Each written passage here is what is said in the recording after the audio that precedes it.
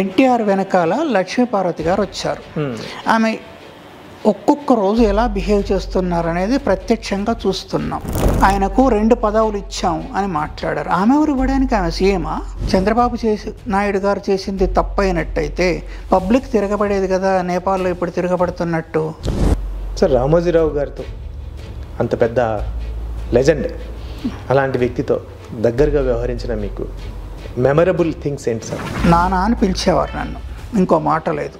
అంటే రామోజీరావు గారి తర్వాత నేనే అన్నట్టుగా ఉండేది. వైఎస్ గారు మీ మీద కార్టూన్ వేసినందుకు పరువు నష్టం దావా వేశారు అని నేను చదివాను ఇక్కడ. వైఎస్ఆర్ నోట్లో చేయి పెట్టి రాఘవులు కడుపులోంచి తిన్న డబ్బు బయటికి తీసి చూపెడుతున్నారు, ఇదిగో ఇంత తిన్నారని.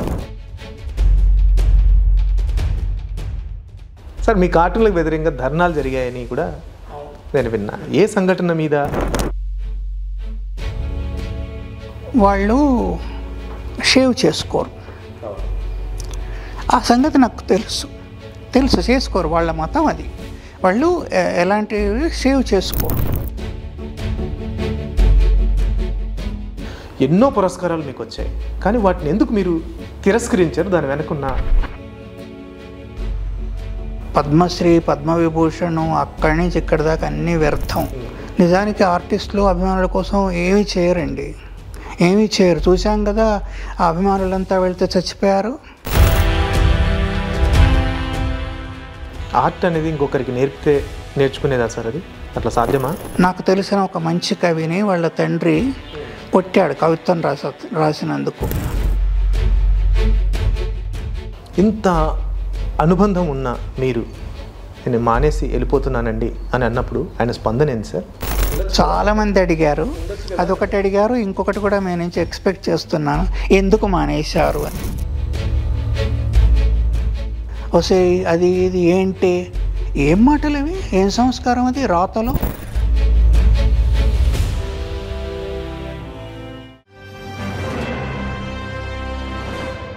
నమస్తే, నా పేరు Sharif. Welcome to 3TV. Eenadu శ్రీధర్గా ప్రసిద్ధి చెందిన పొలిటికల్ కార్టూనిస్ట్ శ్రీధర్ గారు ఇవాళ మన గెస్ట్. వెల్కమ్ చెప్తాం. నమస్తే సార్. మీరు వేసిన కార్టూన్లన్నింటినీ కూడా ఒకే ఒక పుస్తకం వచ్చింది. ఆ తర్వాత మళ్ళీ ఇంకో పుస్తకం వేసే ప్రయత్నం ఏమైనా చేస్తున్నారా? నాకు పెద్ద ఇంట్రెస్ట్ లేదండి మొదటి నుంచి. మీ అభిమానులు ఎవరైనా వేసుకుంటే మీకు ఇబ్బంది లేదా? మీ పర్మిషన్తో మీ అభిమానులు ఎవరైనా మేము పుస్తకం తీసుకొస్తామండి, అంతకుముందు ఉషోదయ పబ్లికేషన్స్ వాళ్ళు వేసిన పుస్తకం దగ్గర నుంచి, అది నాకు తెలిసి 80sలో ఆగిపోయింది అనుకుంటాను కదా, 80s దాకా ఆగింది. 80s నుంచి ఇప్పటిదాకా 2021లో మీరు ఉద్యోగం మానేశారు అనుకుంటా. 22 సార్? 21లో మీరు ఉద్యోగం మానేశారు. అప్పటిదాకా కూడా ఉన్న మిగతా సుప్రీం అది ఎడిటర్ల చాయిస్, వాళ్ళు ఏదో ఒక టీం పెట్టుకేసుకొని అట్లా వేసుకుంటే మీకు అభ్యంతరం లేదా? నాకు కావు కదా కార్టూన్స్. ఓకే, అక్కడ నుంచి పర్మిషన్ తీసుకొని మీరు సంస్థకి వేశారు కాబట్టి. సంస్థ వేసింది, సంస్థ నాకు నేను వేస్తున్నప్పుడు డబ్బులు ఇచ్చింది కాబట్టి కాపీరైట్ వాళ్ళకు ఉంటుంది, నాకు కాదు. సరే, మీరు ప్రపోజల్ పెట్టచ్చా సార్? మాకు ఈ ఒక పుస్తకం వచ్చిందండి, ఇక్కడ నుంచి ఇక్కడ దాకా ఇంకో పుస్తకం వేస్తే బాగుంటుందని మీరు ప్రపోజల్ పెట్టగలరా? పెడతారా? లేదు, నాకు పెద్ద ఇంట్రెస్ట్ లేదండి అది సార్. అయితే నేను బుక్స్ రాశాను. అవును, మీరు ఫిక్షన్ వ్యాసాలు కదా? వ్యాసాలేమో చాలా రాశాను, హ్యూమర్ చాలా రాశాను. కానీ రచయితగా మిమ్మల్ని చాలా మంది కదా గుర్తించారు. ఎవరెందుకు గుర్తించాలండి? ఎందుకు గుర్తించాలి? వాళ్ళని మనం గుర్తిస్తున్నాం పట్టుకొచ్చి. సార్, మరి ఏమేమి పుస్తకాలు ఉన్నాయి సార్ మీవి? నేను ట్రాన్స్లేట్ చేశానండి, 2 పుస్తకాలేమో ట్రాన్స్లేట్ చేశాను. ఒకటి గవర్నమెంట్ ఇన్స్పెక్టర్ ట్రాన్స్లేట్ చేసా, గూగుల్ది. అదే దొరుకుతుంది, బయట కొనాలంటే నాదే దొరుకుతుంది, నా పేరుతో ఉండదు, సుబ్బు అని ఉంటుంది. తర్వాత నేను మధ్యలో సుబ్బు అని పేరు దగ్గర నాకు కొద్దిగా ఆసక్తి ఉంది కాబట్టి అడిగాను, ఎందుకు ఆ పేరుతో వేశారు? అక్కడ ఉండి ఇలాంటి పనులు చేయకూడదు కదా. ఇప్పుడు సుబ్బు అనే పేరు మీదే అని ఇప్పుడు ఒప్పుకున్నారు కదా, మీకు చెప్తున్నా. అయితే అదొకటి. తర్వాత జంగల్ బుక్ ఒకటి ట్రాన్స్లేట్ చేశాను నేను. తర్వాత 1-2 ఆస్కర్ వైల్డ్ కథలు చేశా. తర్వాత ఒకటి సగం చేసి ఊరుకున్నా. ఏంటి సార్ అది? మటిల్డా. లేదు, ఎందుకంటే పోగొట్టుకున్నా, చేసిన ఎంత ఓపిక లేదు ఇప్పుడు. తర్వాత ఏవో కొన్ని చేయాలని పెట్టుకున్నాను, అవి చెయ్యలేదు, కుదిరితే చెయ్యొచ్చు. కొన్ని కార్టూన్లలో వేద్దాం అనుకున్నాను, కొన్ని బుక్స్ అట్లా కాలేదు పని. అయితే ఆర్ట్ పైన 2 బుక్స్ రాసా, ప్రింటింగ్ కోసం అట్లా ఉన్నాయి. వండర్ఫుల్. రెడీ అయినాయి మొత్తం. కొన్ని ఇలస్ట్రేషన్స్ కావాలి.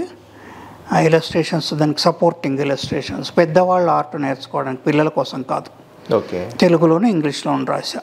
ఓకే. అది పూర్తిగా ఒక కంప్లీట్ కరదీపికలాగా ఉంటుందా సార్? అంటే జస్ట్ మీకు అభ్యంతరం లేదు? అది ఎట్లా ఉంటుందో నేను ఎట్లా చెప్తా, నాకు తెలిసినంత వరకు రాసా. ఓకే. ఓకే. వంట చేస్తాము, దాని రుచి ఇట్లా రసికుడు చెప్పాలి కదా. ఓకే. నేను అట్లా చెప్పలేను, కానీ రాసైతే పెట్టాను. సింపుల్ లాంగ్వేజ్లో రాసా, 2 భాషల్లో కూడా అందరికీ అర్థమయ్యేటట్టుగా. అవి ఒకటి పబ్లిష్ చేయాలి. ఆర్ట్ అనేది ఇంకొకరికి నేర్చుకునేదా సార్? అది అట్లా సాధ్యమా? ఆర్ట్ అందరిదండి, ఏ ఒక్కరి బాబు సొమ్ము కాదు. ప్రాక్టీస్ చేస్తే వస్తుంది. ఏ ఒక్కరి బాబు సొమ్ము కాదు, అందరిది. అయితే మనం రకరకాల పనులలో పడి తిండి కోసం ఏం చేస్తామంటే అవన్నీ వదిలేస్తాం. తర్వాత ఇండియాలో వద్దు అనే చెప్పే కన్నా చెయ్యి అని చెప్పరు. వద్దు అనే, అటు వెళ్ళకు, ఇది చేయకు, అది చేయకు, పిచ్చోడివా బొమ్మలు వేస్తూ కూర్చున్నావు, పిచ్చోడివా కవిత్వం రాస్తావు. నాకు తెలిసిన ఒక మంచి కవిని వాళ్ళ తండ్రి కొట్టాడు కవిత్వం రాసినందుకు. అప్రిషియేట్ చేయాలా, కొట్టాలనా? కదా, కొట్టాలా, అప్రిషియేట్ చేయాలా? తండ్రిగా అప్రిషియేట్ చేయాలి. కొట్టాడు. అట్లాగే బొమ్మలు వేసేవాళ్ళని డిస్కరేజ్ చేస్తారు. మీకు ఒక విషయం తెలుసా, బొమ్మలు వేసేవాళ్ళని ఉడతలు పెట్టేవాడు అంటారు. ఎందుకంటే వాడు ప్రొడక్టివ్ ఏది చేయడు కాబట్టి. అట్లా పనికి మాలిన పనులు గీస్తూ కూర్చుంటాడు వాడు, ప్రాక్టీస్ చేస్తూ కూర్చుంటాడు.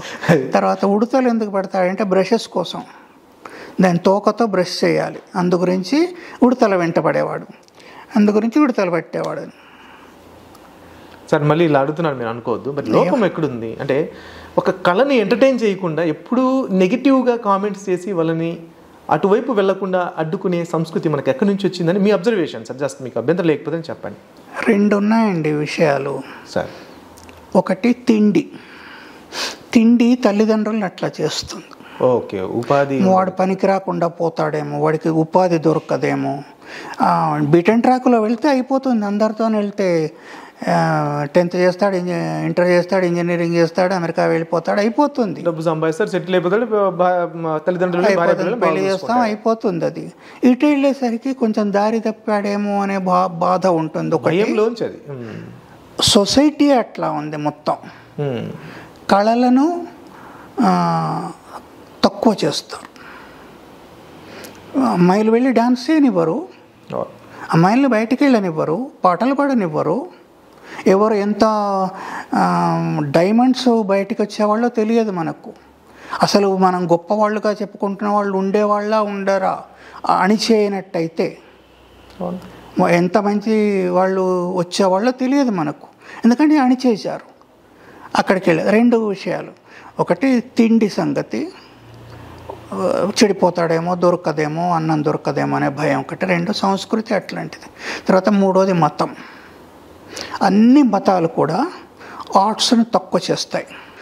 వాటి నియమాలు వాళ్ళకు ఉంటాయి, అది దాటితే శిక్షిస్తారు. ఇట్లా మతాలు సంస్కృతి పరంగా, జీవనం పరంగా, బతుకు పరంగా ఏమైనాయంటే కళలు విరూపం అవుతూ వచ్చాయి. తర్వాత రాజులో, డబ్బులున్న వాళ్ళు పోషిస్తే కళలు ఉన్నాయి, లేకుంటే లేవు. కృష్ణదేవరాయలు ఎందుకు కనిపిస్తున్నాడు ఈ ఏరియాలో? మిగతా ఇంతమంది రాజులు ఉన్నారు కదా, అంత సాహిత్యం ప్రొడ్యూస్ కావాలి కదా, ఎందుకు కాలేదు? ఆయన ఒక్కడి దగ్గర ఎందుకైంది? ఆ కాలంలో మాత్రమే మహనీయులు పుట్టారా? కదా, ఎందుకంటే పోషణ లేదు. ఇప్పుడు కూడా ప్రభుత్వాలు సరైన రీతిలో ఆర్ట్స్ను, అంటే అన్ని రకాల ఆర్ట్స్ మీన్స్ పోషించినట్టయితే అన్నీ కూడా ఉజ్వలమైన భవిష్యత్తు ఉండేది కదా. ఒక సినిమా యాక్టర్లకి ఎందుకుంది 100 కోట్లు, 1000 కోట్లు, 150 కోట్లు ఎందుకు తీసుకుంటున్నారు? మరి మామూలు ఆర్టిస్ట్కి ఎందుకు లేదు? సార్ ఒక మాట సార్, ఇప్పుడు మీరు కొన్ని సెటైరిక్ ఉండే వ్యాసాలు కూడా రాశారు సార్. అవును. అది ఏమైనా పుస్తకం తీస్తున్నారా సార్? ఆ ఇంట్రెస్ట్ లేదండి నాకు వెయ్యాలనేది. బొమ్మలే వెయ్యాలంటే ఇంకా దాంట్లో పడి తిరిగి అక్కడ తిరిగి పర్మిషన్ కోసం వాళ్ళని అడిగి ఇక్కడ ఇస్తారు పాపం, ఇవ్వకుండా ఊరుకోరు. ప్రెస్ ఎంటబడి అక్కడ తిరిగి ఇక్కడ తిరిగి అంతా చేస్తూ ఉండాలి. నాకు అంత టైం ఉందా? నేను వీడియోస్ చేస్తున్నాను, ఆ పాలిటిక్స్లో ఏదో ఉన్న దాంట్లోనే వెతుక్కోమంటారు కదా, అవేవో చదువుతున్నాను, కొంచెం అర్థమవుతున్నాయి, దాంట్లో వీడియోస్ చేస్తున్నాను. అవును, రాజకీయ కామెంట్స్ చేస్తున్నారు మీరు ఆ వీడియోస్, పొలిటికల్. మీ రాజకీయ దృక్పథం ఏంటి సార్? రాజకీయ దృక్పథం ఏముంటుందండి, అంతా బాగా బతకాలని ఉంటుంది. నాకు ఒక్కడికే కాదు. నిర్మోహమాటంగా చెప్తున్నారు మీరు. నేను చూశాను మీ వీడియోస్ అన్ని. నిర్మోహమాటంగా ప్రపంచ రాజకీయాల్లో జరుగుతున్న ఏదైతే తప్పు అయితే ఏదైనా ఉంటే తప్పని, ఏదైనా ఒప్పు ఉంటే ఒప్పు అని చెప్తున్నారు. నేను ఫాలో అవుతున్నాను. It's great. మీరు ఓవరాల్గా చూసుకున్నప్పుడు దేశంలో జరుగుతున్న ప్రస్తుత పరిణామాల మీద మీకు కూడా ఒక అసంతృప్తి, అసహనం కూడా కనిపిస్తుంది కొన్ని చోట్ల. ఇప్పుడు ప్రభుత్వాల పాట పాడలేం కదండి. ఇప్పుడు నా ఇంటి పక్కన ఒక పేదవాడు ఉన్నాడు, నేను ఆయనకు సాయం చేయలేను, చేస్తే నేను తినలేని పరిస్థితి ఉంటుంది. కొంతనే చేయొచ్చు, అది చేస్తామో చేయమో వేరు విషయం, డప్పు కొట్టుకునే విషయం కాదు అది. అయితే అట్లా ఒకళ్ళు బాధపడుతున్నప్పుడు, ఒకళ్ళేమో పిచ్చిగా లక్షలు లక్షల లక్షల కోట్లు సంపాదిస్తున్నప్పుడు, ఆ తేడా గమనిస్తున్నప్పుడు వేదన ఉంటుందా లేదా? ఉండాలి కూడా ఉంటుంది కదా. దాని గురించి మాట్లాడతాం, అక్కడ తప్పులేదు కదా. అదే దృక్పథం నాది, ఇంకో వేరే దృక్పథం లేదు. సార్ మళ్ళీ కార్టూన్ల దగ్గరికి వస్తా సార్. ఒక మాట, వైఎస్ గారు మీ మీద కార్టూన్ వేసినందుకు పరువు నష్టం దావా వేశారు అని నేను చదివాను ఇక్కడ. ఏ బొమ్మ వేశారు, ఎందుకని పరువు నష్టం దావా వేశారు? సిపిఎం నాయకులు ఉన్నారు కదా, రాఘవులు గారు. రాఘవులు గారు ఏమన్నారంటే 10,000 కోట్లు తిన్నారు ఈయన అన్నారు. ఎవరు? సీఎం రాజశేఖర్ రెడ్డి గారు తిన్నారు అన్నారు. అయితే 10 కోట్ల తిన్నారంటే తిన్నట్టు కదా, ఆయన నోట్లో చేయబెట్టి ఆ 10 కోట్లను బయటికి తీస్తున్నారు, ఆయన మూటను. అది రాఘవులు తీస్తున్నారు, నేను కాదు. వైఎస్ఆర్ నోట్లో చేయబెట్టి రాఘవులు కడుపులోంచి తిన్న డబ్బు బయటికి తీసి చూపెడుతున్నారు, ఇదిగో ఇంత తిన్నారని. అది ఆయనకు నచ్చలేదు. ఆయనకు నచ్చక కేసేశారు రాఘవులు గారి పైన, ఈనాడు పైన, నా పైన. వెనక్కు తీసుకున్నారు. తర్వాత 4 కోట్లకు వేశారు. మీతో మాట్లాడారా సార్ ఆ సందర్భంలో ఏమైనా? ఆయన ఆ సందర్భంగా మాట్లాడలేదు. అంటే వేరే సందర్భంగా మాట్లాడారు ఎప్పుడు? అంతేనా? అంతకు ముందు ఎప్పుడు మాట్లాడారు. తర్వాత ఎట్లా విత్డ్రా చేసుకున్నారు? ఏమైనా ఏమో విత్డ్రా చేసుకున్నారు తెలియదు, నాకు తెలియదు. విత్డ్రా చేసుకున్నారని మాత్రం వచ్చింది. వెళ్ళారా సార్? కోర్టుకి వెళ్ళారా సార్? అంటే విత్డ్రా చేసుకునే లోపల 1-2 వాయిదాలు ఉంటాయి కదా. అట్లాంటిది ఏం జరగల. ఒకసారి నన్ను రెడీ చేశారు, అసెంబ్లీలో అప్రహెండ్ చేస్తారు, తయారవ్వాలి, అక్కడ మాట్లాడకూడదు, అసెంబ్లీలో మెంబర్స్ మాత్రమే మాట్లాడాలి, చేతులు కట్టుకొని నిలబడాలి అని అంతా తయారు చేశారు. తయారు చేసేసరికి గవర్నమెంట్ మారిపోయింది. మీ జోలికి వస్తే గవర్నమెంట్ మారిపోయి నేను వెళ్ళాల్సిన పని కూడా లేకుండా పోయింది. సార్ మీ కార్టూన్లకు వ్యతిరేకంగా ధర్నాలు జరిగాయని కూడా అవును నేను విన్నా. ఏ సంఘటన మీద ఈనాడు ఆఫీస్ ముందుకు వచ్చి కార్టూనిస్ట్ శ్రీధర్కి వ్యతిరేకంగా ధర్నాలు చేశారు? అదే కొంచెం ఓవర్గా మాట్లాడతాను కదా అలాంటి విషయాల్లో. తర్వాత కొన్ని తెలియక వేసిన విషయంలో, కొన్ని కోపం, పొలిటికల్గా కోపం వచ్చిన విషయాల్లో ధర్నాలు జరిగాయండి. ఈ 3-4 విషయాల్లో ధర్నాలు జరిగాయి. కొన్ని విషయాల్లో తెలియక చేసినవి ఉంటాయి కదా, అలాంటిది తప్పే. అది తప్పే, తప్పకుండా అపాలజీ చెప్పాల్సిందే. అలాంటి వాటికి చెప్పాం కూడా.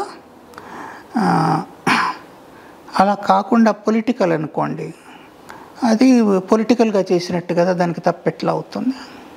మన తప్పని మనం రిగ్రెట్ అయిన తర్వాత 100% అది ఒక మంచి మనిషి సంస్కారం కూడా. అది తప్పు జరిగింది, ఎందుకంటే ప్రతి మనిషి తప్పు చేస్తాడు, ఏదో ఒకసారి పొరపాటు జరుగుతుంది. జరిగినప్పుడు దాన్ని మనం తప్పని మనం అంతరాత్మ చెబుతున్నప్పుడు దాన్ని ఒప్పుకోవడం అనేది ఒప్పుకోవాలి, వాళ్ళ లక్ష్యం. అపాలజీ చెప్పాలి దానికి. వాళ్ళు హ్యాపీ ఉంటారు, నేను హ్యాపీ ఉంటా. దాన్ని ఏంటో తీసుకొని నేను ఇవాళ అపాలజీ చెప్పాను కదా అనుకోకూడదు. ఎందుకంటే అక్కడ జరిగింది అది. ఎవరైనా హార్ట్ చేసామనుకోండి, తప్పకుండా మనం అపాలజీ. మీకు తెలియక చేసిన తప్పు మీకు అభ్యంతరం లేకపోతే చెప్పండి. అభ్యంతరం ఏం లేదు. మళ్ళీ మీకేమన్నా అభ్యంతరం వస్తే ఏం ఉండదా? నాకు సిక్కులు ఉంటారు కదా, వాళ్ళు షేవ్ చేసుకోరు. అవును, ఆ సంగతి నాకు తెలుసు చేసుకోరు. వాళ్ళ మతం అది. వాళ్ళు ఎలాంటి షేవ్ చేసుకోరు. హర్కిషన్ సింగ్ సుర్జీత్ అని సిపిఎం లీడర్, ఆయన లెనిన్ గడ్డం చేసి సోనియా గాంధీ లాగా మారుస్తున్నారు లెనిన్ను. అదేశ అయితే పాపం సిక్కులకు కోపం వచ్చింది. అది తప్పే, అది నాది తప్పే. అది కోపం వచ్చి పాపం చాలా డీసెంట్గా బిహేవ్ చేశారు వాళ్ళు వచ్చి కూడా. ఇది తప్పు అని చెప్పారు. అపాలజీ వేశాం చాలా. నాకు తెలియదని చెప్పాను నేను. నాకు తెలియదు ఇప్పుడు, ఎందుకంటే మేమే షేవ్ చేసుకోము, అలాంటి వాడిని ఇంకొకళ్ళకి షేవ్ చేస్తామా వాళ్ళ అభ్యంతరం. అది తప్పేనా? నాకు తెలియక వేశాను. అది అపాలజీ చెప్పాను, అంతటితో పోయింది. వాళ్ళు చాలా డీసెంట్గా బిహేవ్ చేశారు. కొడతామనో అది చేస్తామనో రాలేదు. మామూలుగా పెద్ద మనుషులు వచ్చారు, మాట్లాడితే ఇది తెలియదని చెప్పాము. తెలియదు అనేది వాళ్ళు అర్థం చేసుకున్నారు, తెలియక చేసింది అని. రేపు వేయండి అన్నారు. తెల్లారి నోట్ వేశారు వీళ్ళు, అపాలజీస్ అయిపోయింది దాంతో. సో ఎలాంటి డీసెంట్గానే జరిగింది అదంతా. సార్, పిల్లలు మీరు గమనిస్తే టీవీలో పోగో ఛానల్స్లో కానివ్వండి, కొన్ని ఛానల్స్లో ఈ కార్టూన్లకి అలవాటు పడ్డారు. అంటే గేమింగ్స్ అంటారు కదా, వీడియో గేమింగ్ కార్టూన్స్. తర్వాత ఇట్లాంటి వాటికి పూర్తిగా అట్రాక్ట్ అయిపోతున్నారు. తర్వాత ఎమోజీలు అని చెప్పేసి కొన్ని వస్తూ ఉన్నాయి, అది కూడా టెక్నికల్. అంటే ఈ ఏఐ యుగంలో కార్టూనిస్టులకి మీద విపరీతమైన ప్రభావం ఉండే అవకాశం ఉందా? లేదు. టెక్నాలజీని ఉపయోగించుకోవచ్చు. నేను ఉపయోగించుకునేవాడిని. టెక్నాలజీ ఎప్పుడు మనకు ఉపయుక్తంగా ఉంటుంది, ఉపయోగించుకోవాలి. కత్తి ఉంటే పళ్ళు కోసుకు తినొచ్చు. అంటే చాలా పత్రికలు ఇప్పుడు కార్టూన్లకు బదులు ఏఐకి ఫీడింగ్ ఇచ్చేసి ఏదో జోక్ కట్టమంటే అది కొట్టేస్తుంది రెడీమేడ్గా. ఆ జోక్ తీసుకొచ్చి ఇక్కడ పెట్టేయడం లేదు. నాకు ఏనాడు శ్రీధర్ గారి స్ట్రోక్లో కావాలని నేను ప్రాంప్టింగ్ ఇస్తే యాజ్ ఇట్ ఈజ్ మిమ్మల్ని కాపీ కొట్టదు, కానీ కనీసం మీ దగ్గర తీసుకెళ్తుంది. అంత మేరకు నాకు ఈజీ అవుతుంది కదా. కానీ ఐడియా ఎవరు వేయాలి? హ్యూమన్ బ్రెయిన్ దాటి ఏ మిషన్ కూడా వెళ్ళదు. ఏఐ కానీ ఇంకేం కానీ ఎవ్వరు భయపడాల్సిన పని లేదు. మీకు గుర్తుందో లేదో, కంప్యూటర్స్ వచ్చినప్పుడు బ్యాంకర్స్ అంతా స్ట్రైక్ చేశారు కంప్యూటరైజ్ చేయొద్దు అని. అయితే కంప్యూటరైజేషన్ అయిన తర్వాత ఎక్కువ బ్యాంక్ ఎంప్లాయీస్ ఉన్నారా, కాకముందా? అయ్యాకే ఎక్కువ మంది. అది పనిచేసేవాడు కావాలి కదా. నేను పాత కార్టూన్ ఎప్పుడో వేసాను, అప్పుడు ఆఫీసుల ముందు బోర్డులు కట్టేవాడు, నో వేకెన్సీ అని. వీడు వెళ్తాడు, వెళ్ళి నో వేకెన్సీ బోర్డులు రాసే ఉద్యోగం ఏమని అడుగుతాడు కదా. ఉద్యోగమే కదా ఉంటుంది కదా, కనీసం అది వాడికి వస్తుంది కదా. అట్లా ఉంటుంది. వాటిని నడిపించేవాళ్ళు కావాలి. నువ్వే నడువు అంటే నడవదు కదా. అదంతా సాఫ్ట్వేర్. ఇంకొకటి గుర్తుంచుకోవాల్సింది హార్డ్వేర్ విషయం, తర్వాత ఇతర పనుల విషయం. కాబట్టి ఎప్పటికీ మానవ మేధకు కానీ మనిషికి కానీ పని లేకుండా దానివల్ల పోదు, అసలు పోదు. ఇప్పుడు ఇన్ని సూపర్ మార్కెట్స్ వచ్చాయి, ఇంటికే మోసుకొచ్చే వాళ్ళు వచ్చారు కదా సామాన్లన్నీ. కిరాణా షాపులు నడుస్తున్నాయా లేదా? బాగా భయపడ్డారు కదా. కొంత ఉంటుంది, దాన్ని ఎట్లా యూజ్ చేసుకుంటున్నాము, గవర్నమెంట్స్ ఏం పని చేస్తుంది, దీన్ని బట్టి ఉంటుంది. సార్, మీరు ఆ మధ్య పిల్లల కోసం బొమ్మలు గీయడం మీద, లేదా ఐఎమ్ నాట్ పర్టికులర్, నాకు అంత గుర్తులేదు, బట్ నాకైతే మీరు ఒక వర్క్షాప్ అయితే బొమ్మల మీద కార్టూన్ల మీద ఒక వర్క్షాప్ అయితే ప్రకటన చూశాను నేను. అది దాని గురించి ఏం సార్, అదేం బాగానే జరిగిందా? అది ఇప్పుడు నడుస్తుందా ఇప్పటికి కూడా? వర్క్షాప్ అనేది 1, 2, 3 వారం రోజుల దాకా ఉంటుందండి, ఎప్పటికీ నడవదు. First thing. రెండవది ఏంటంటే, నేను పిల్లలకి ఏనాడు పెట్టలేదండి. పిల్లలను కూర్చోబెట్టి పిల్లలకు నేర్పించాలని ఏనాడు పెట్టాల. 3 సంవత్సరాలు ఆర్ట్ క్లాసెస్ నడిపించా. అది పెద్దవాళ్ళకే, అంతా పెద్దవాళ్ళే, అంతా అబవ్ 15, 18. నా దగ్గర 60, 70 ఇయర్స్ వాళ్ళు కూడా అంటే వచ్చేవాళ్ళు. పిల్లలకు కాదు, వర్క్షాప్స్ 3 వర్క్షాప్స్ కండక్ట్ చేశానండి. ఆర్ట్ పైన కండక్ట్ చేశాను, అది కూడా పిల్లలకు కాదు, అబౌవ్ 15. దాంట్లో కూడా 60 years వాళ్ళు కూడా వచ్చారు. చేయి తిరిగిన వాళ్ళు, JNUలో చదువుకున్న వాళ్ళు, వాళ్ళంతా కూడా వచ్చారు. కాబట్టి అది పిల్లలకు కాదు. 3 వర్క్షాప్స్ ఇక్కడ దిల్సుఖ్ నగర్లో, ఇంకా చాలా పెద్దవాళ్ళు పిలిచారు అక్కడ వాళ్ళ దగ్గర వర్క్షాప్స్ కండక్ట్ చేయమని చెప్పి. శిల్పారామన్ లాంటి ప్లేసుల్లో చేయలేదు. విజయవాడలో కూడా అడిగారు కానీ ఇంకా చేయలేదు. పిల్లల కోసం అయితే అంటే ఇప్పుడు ఈ తరం పిల్లలు ఏం చేస్తున్నారు అంటే వేస్తే బొమ్మలే, అంటే డైరెక్ట్ వాళ్ళు బొమ్మలు ఏదో ఒకటి గీస్తుంటారు కదా సార్, వాళ్ళకు ఒక చిన్న ఆసక్తి ఉంటుంది. కానీ కార్టూన్ల వైపు అనేది మొదట ఆర్ట్ నుంచి మొదలై తర్వాత కార్టూన్ దాకా వెళ్తుంది కదా సార్, అది ఒక స్పెసిఫికేషన్ అనుకుంటా కదా ఒక దారిలోంచి. అంతేగాని పిల్లలు కార్టూన్లలో చేర్చి మా పిల్లడు కార్టూన్ గీస్తాడు అని చెప్పి ఒక వర్క్షాప్ పెడితే వచ్చి చేర్పిస్తారు అట్లా ఏం లేదు కదా. నేను కార్టూన్ వర్క్షాప్ ఎప్పుడు పెట్టలేదండి, ఆర్ట్ వర్క్షాప్, పెయింటింగ్ వర్క్షాప్. అయితే ప్రతి కార్టూనిస్టు తప్పనిసరిగా ఆర్టిస్ట్ అవ్వాలి, ప్రతి ఆర్టిస్టు కార్టూనిస్ట్ కాదు. ఓహో, మంచి పాయింట్ ఇది, సత్యం అది.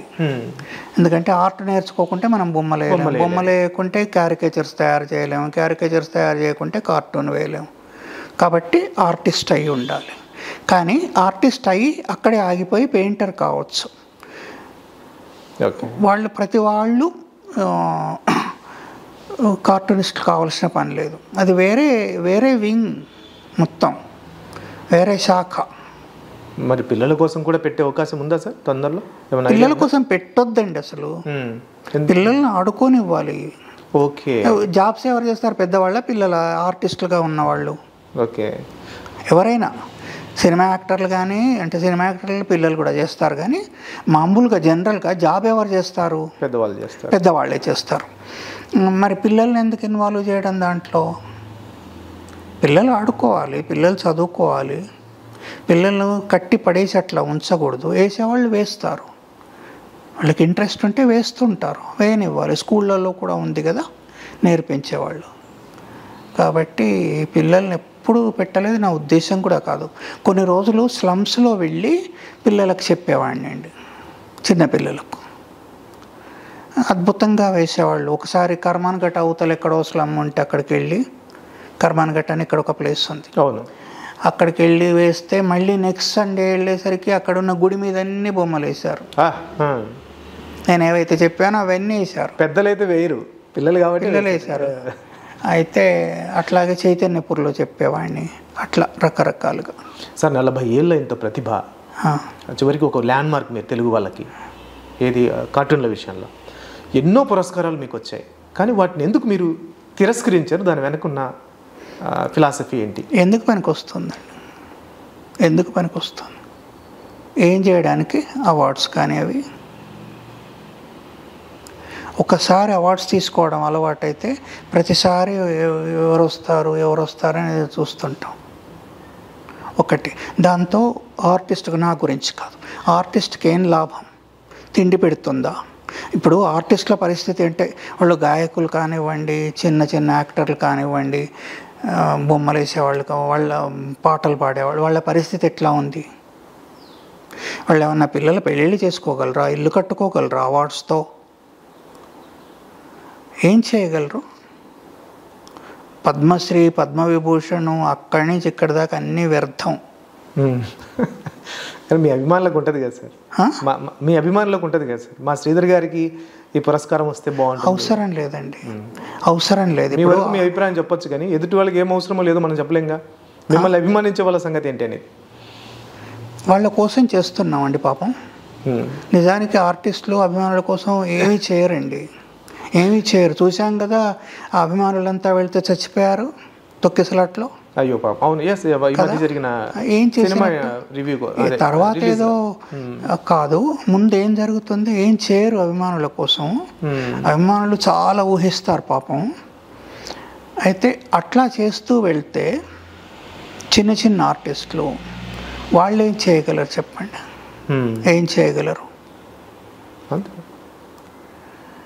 అవార్డ్స్ తీసుకోవాలని అభిమానులు కోరుకోరు, వాళ్ళను ఉన్నట్టుగానే అభిమానిస్తారు. అంతేలేండి, కొంతమంది వాస్తవం, ఉన్నట్టుగానే అభిమానిస్తారు. సార్ మీరు ఈనాడులో పనిచేస్తూ ఉండగా చాలామంది పత్రికాధిపతులు స్వయంగా ఫోన్ చేసి మా దగ్గరికి వస్తే మీకు ఇంత డబ్బులు ఇస్తాం, ఇప్పుడు మీరు తీసుకుంటున్న జీతం కన్నా 2 3 ఇస్తామని కూడా ఆఫర్ చేసిన సందర్భాలు ఉన్నాయని విన్నా. ఎందుకని మీరు వెళ్ళలేదు సార్? నాకు అక్కడ బాగానే ఉందండి, గౌరవంగా ఉండేది. ఆల్మోస్ట్ పెద్ద అయిన తర్వాత అంటే రామోజీరావు గారి తర్వాత నేనే అన్నట్టుగా ఉండేది కాదు, ఇంకా పెద్దవాళ్ళు చాలామంది ఉన్నారు, ఆ ఫీలింగ్ అట్లా ఉండేది. అదే మీకు రామోజీరావు గారితో చాలా దగ్గర సంబంధాలు ఉన్నాయి, ఆయన ఒక బిడ్డలాగా చూసుకున్నాడు అని కూడా చాలామంది అంటారు. అలాంటప్పుడు వదిలిపెట్టి ఎందుకు వెళ్ళడం? తర్వాత ఈనాడు లార్జెస్ట్ పత్రిక కదా, అదెందుకు వెళ్ళడం? మంచి వాళ్ళకు మొత్తం కుటుంబంతో మంచి సంబంధాలను ఇప్పటికి కూడా బాగా గౌరవిస్తారు, నేను వాళ్ళని గౌరవిస్తాను, మంచి సంబంధాలు ఉన్నాయి, ఎందుకు వదిలిపెట్టి వెళ్ళడం అండి? డబ్బు అవసరం లేదా? డబ్బు అవసరమే ఉంటుంది, కాదనట్లేదు నేను. ఎంతకాలం వస్తుంది మనకేమన్నా ఇది ఉందా? అంత డబ్బు ఎంతకాలం వస్తుంది? ఒక పత్రికలో నేను తీసుకుంటున్న సాలరీ కన్నా 2 ఇస్తామని ఆఫర్ చేశారనుకోండి, ఆ 2 అనేది ఒక నంబర్ ఉంటుంది కదా, ఆ నంబరే 10 ఏళ్ళు కొనసాగింది అనుకోండి, నా గతి ఏంటి? అదే నెంబర్ 10 ఏళ్ళు ఉందనుకోండి, 10 ఏళ్ళ తర్వాత ఏమవుతుంది?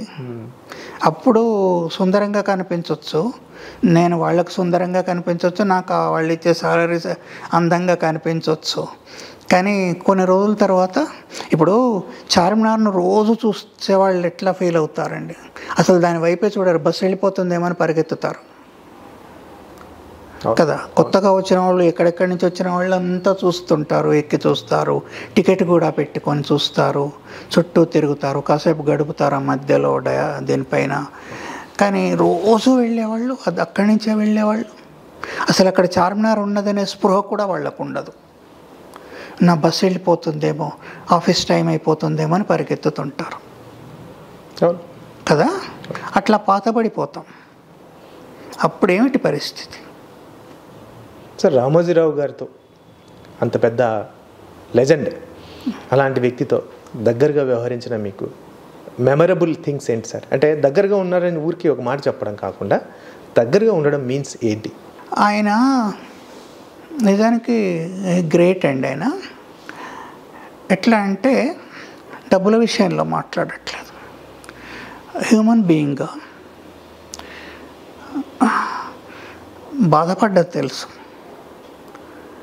తర్వాత ఏంటంటే కరిగిపోవడం చూసా బాగా, ఇవన్నీ ఉంటాయి కదా. తర్వాత వేరియస్ సబ్జెక్ట్స్లో ఒకే వ్యక్తికి అంత నాలెడ్జ్ ఉండటం. ఆయన కార్టూన్ల గురించి తెలుసు, ఎడిటోరియల్ గురించి తెలుసు, న్యూస్ అంటే ఏంటో తెలుసు. మామూలు జర్నలిస్టులకు కూడా వాళ్ళు చేస్తున్న పని వరకే వాళ్ళకు తెలిసి ఉంటుంది కదా. కార్టూన్ జర్నలిజం అంటే ఏంటో తెలియకపోవచ్చు, ఎడిటర్ ఏం చేస్తున్నాడు అనేది తెలియకపోవచ్చు, అంత శక్తి సామర్థ్యాలు కూడా లేకపోవచ్చు, లేదా సబ్ ఎడిటర్కి రిపోర్టింగ్ రాకపోవచ్చు, రిపోర్టింగ్ డెస్క్లో కూర్చొని రాయలేకపోవచ్చు, వేరియస్ అంశాలు ఉంటాయి. కానీ అన్నిటి మీద ఆయనకు అవగాహన ఉంది. అదే కాకుండా డబ్బు విషయాల మీద, డబ్బు, కంపెనీలు, తర్వాత మూడో యాంగిల్ మనుషులతో బిహేవ్ చేయటం. అందరితో ఒక రకంగా ఉండరు ఆయన. నాన్న అని పిలిచేవారు నన్ను, ఇంకో మాట లేదు. అయితే ఎవరైనా కోపంతో బాగా తిట్టి ఫైర్ చేసేసి ఆయన పంపించేసి మళ్ళీ వెళ్ళగానే ఏంటి నాన్న బాగున్నావా, అట్లా ఏమైంది, ఇట్లా మాట్లాడడం, ఆ స్థితప్రజ్ఞత అంటారు కదా,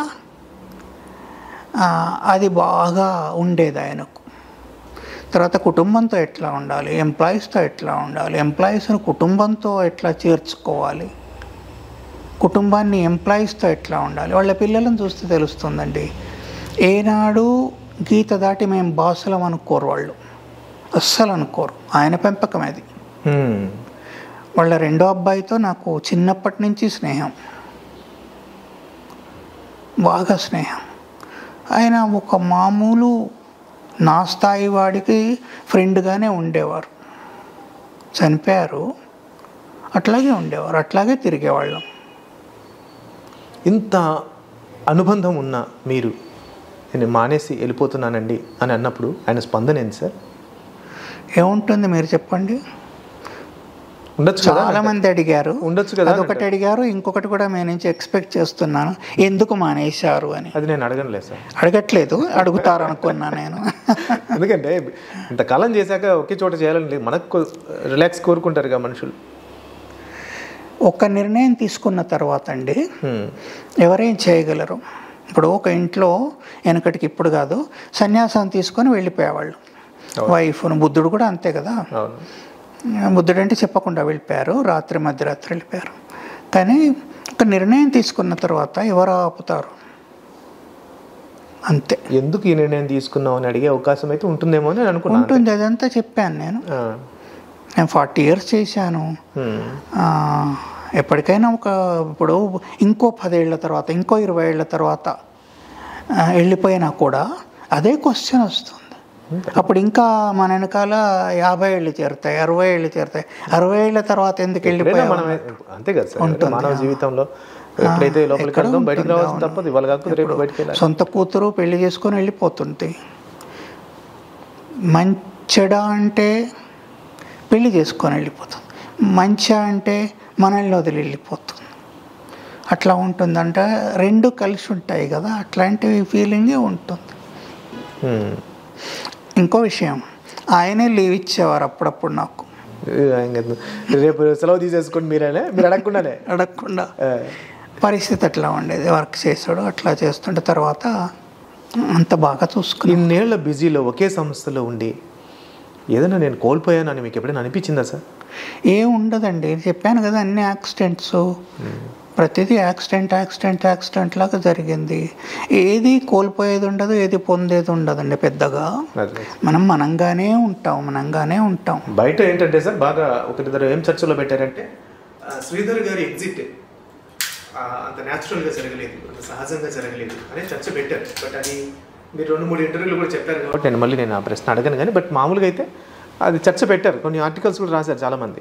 ఇట్లయిందట ఆయన ఏదో దేంట్లోనో పాల్గొంటే ఎక్స్ప్లెనేషన్ అడిగితే ఆయనకి చిరాకు వచ్చి వెళ్ళిపోయారు, ఇట్లా ఏదో రకరకాలుగా ప్రచారాలు అయితే. సార్ ఇంకొక ప్రశ్న సార్, కళని దుర్వినియోగం చేస్తున్న వాళ్ళు చాలామంది ఈ కాలంలో పెరిగిపోయారు.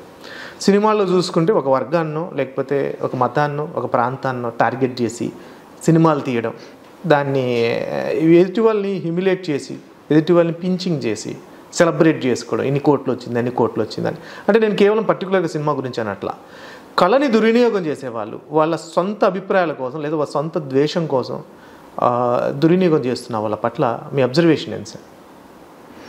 చాలా తప్పండి. ఒకటి, కళ అనేది ఒక బ్రహ్మాండమైన ఆయుధం. మన దగ్గర AK-47 దాన్ని మించిన ఆయుధం ఉన్నట్టు కళాకారుల దగ్గర అంట. ఎందుకంటే మనం ఇంతసేపు మాట్లాడుకున్నాం కదా, కళ నొప్పిస్తుంది, కార్టూన్ నొప్పిస్తుంది, మెప్పిస్తుంది, నవ్వు తెప్పిస్తుంది కదా. దాన్ని దుర్వినియోగం చేసామనుకోండి, దాన్ని బ్లాక్ హ్యూమర్ అంటారు. తప్పది. ఓకే, దానికి పేరు ఉంది, బ్లాక్ హ్యూమర్ అంటారు.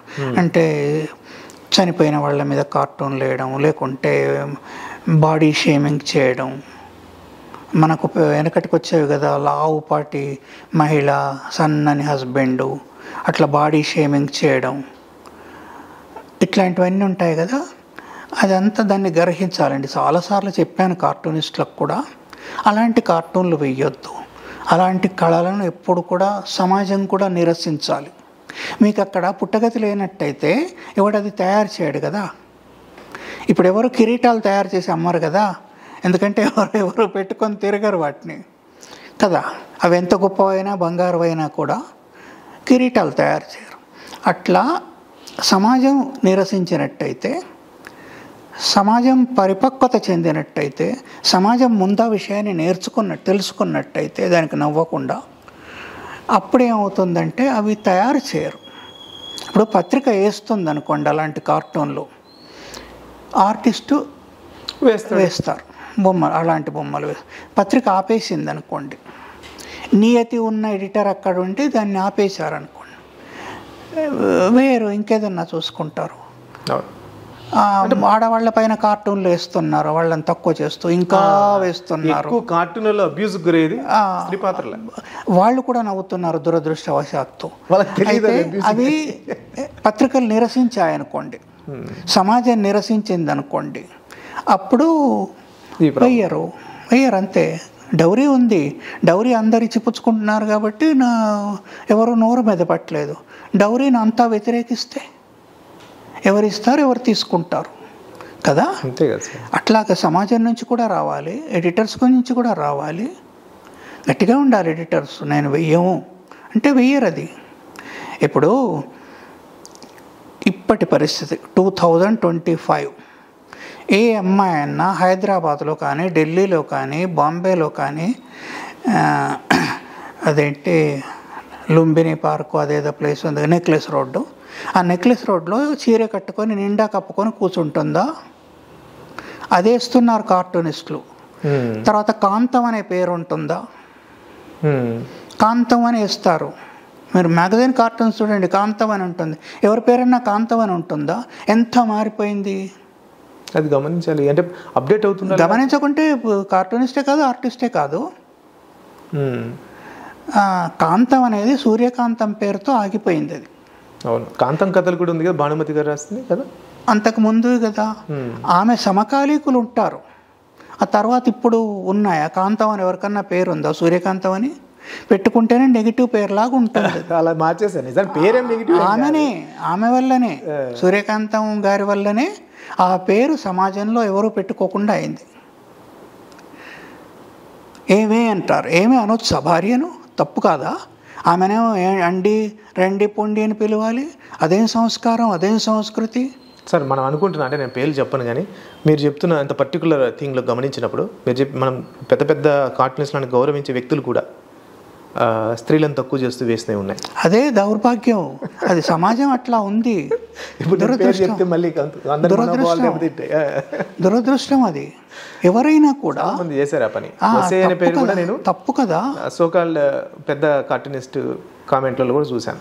తప్పది, ఎవరేసినా నిరసించాల్సిందే.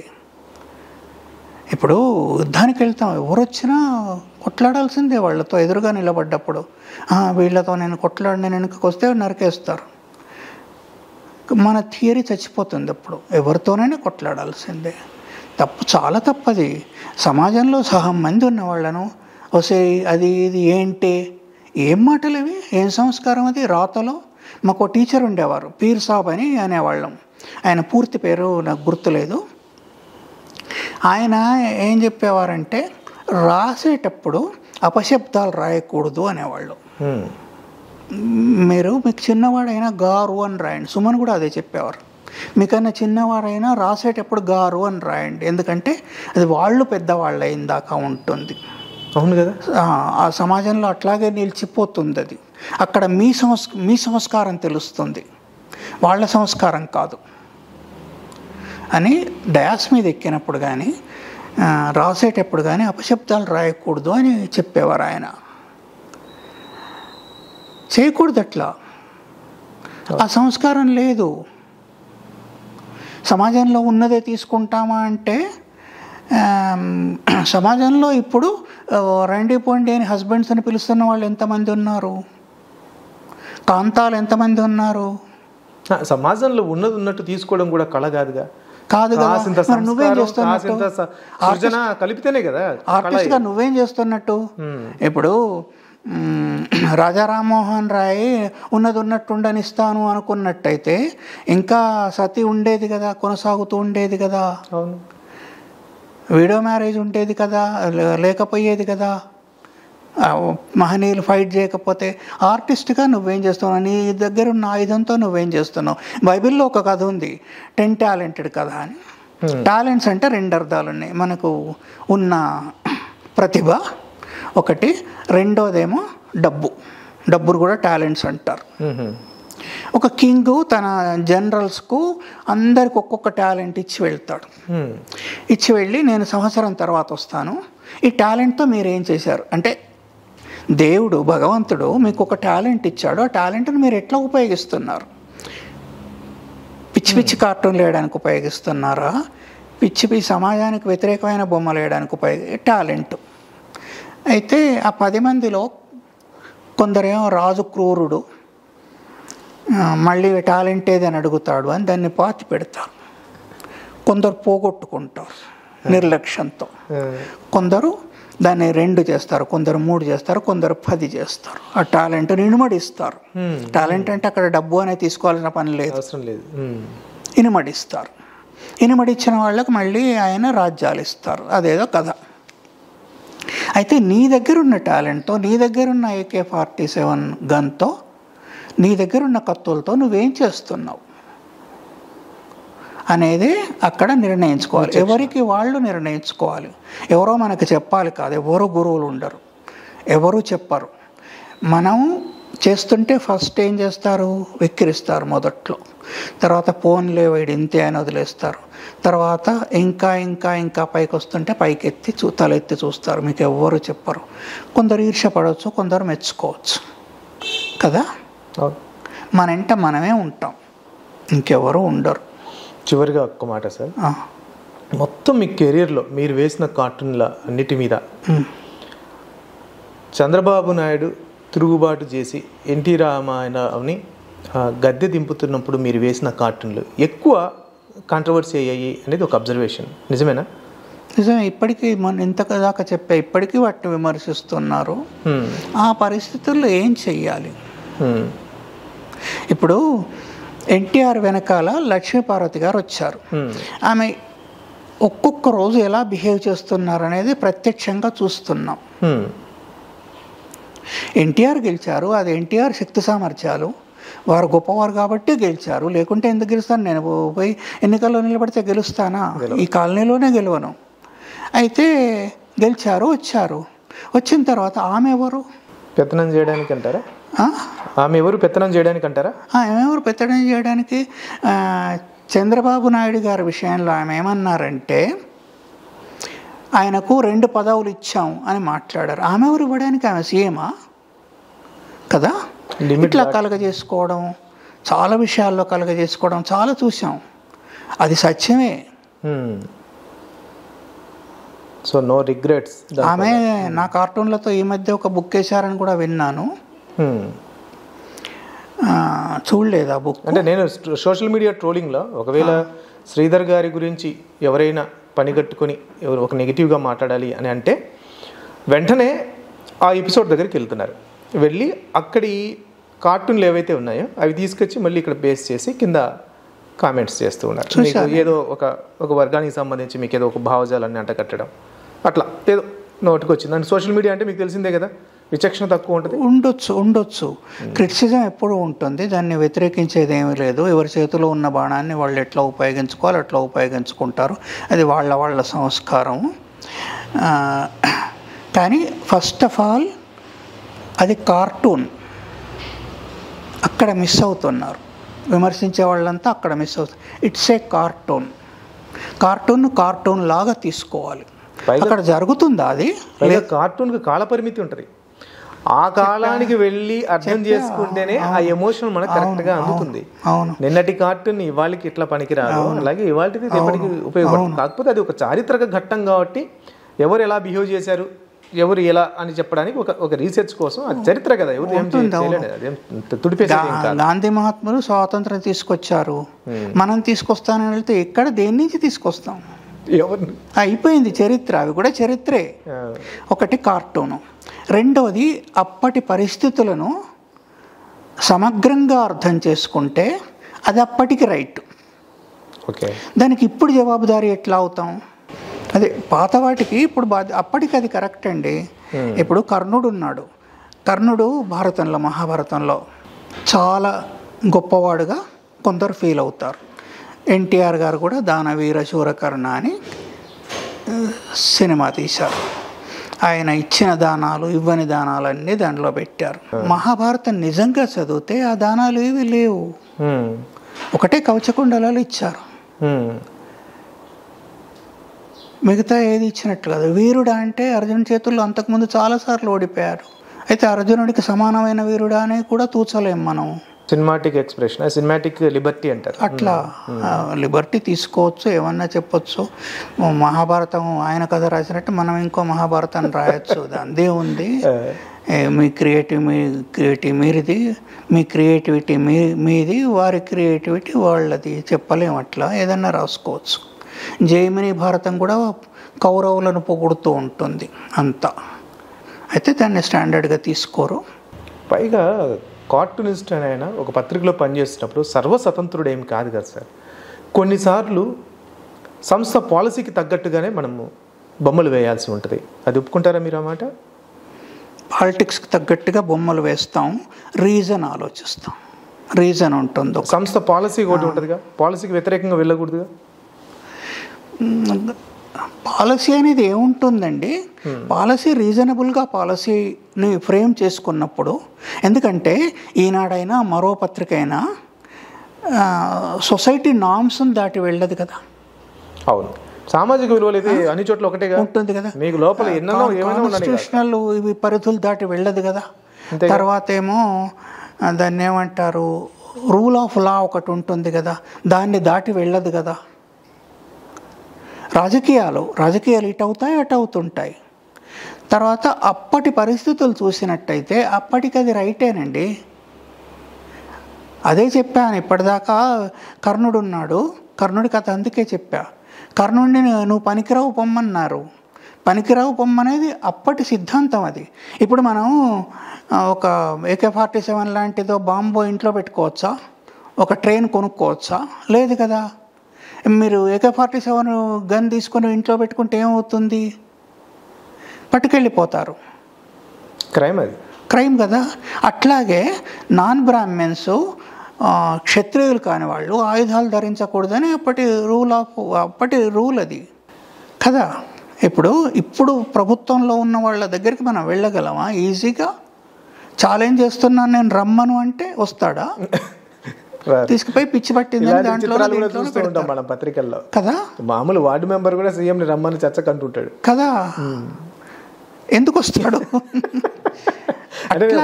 తక్కువ చేయట్లేదు. అది మనం కాలాతీత వ్యక్తులం కాదు. కాలాతీత వ్యక్తులుగా ఉండడానికి ప్రయత్నించాలి. కానీ ఎట్లా అనేది, ఏ కాలం?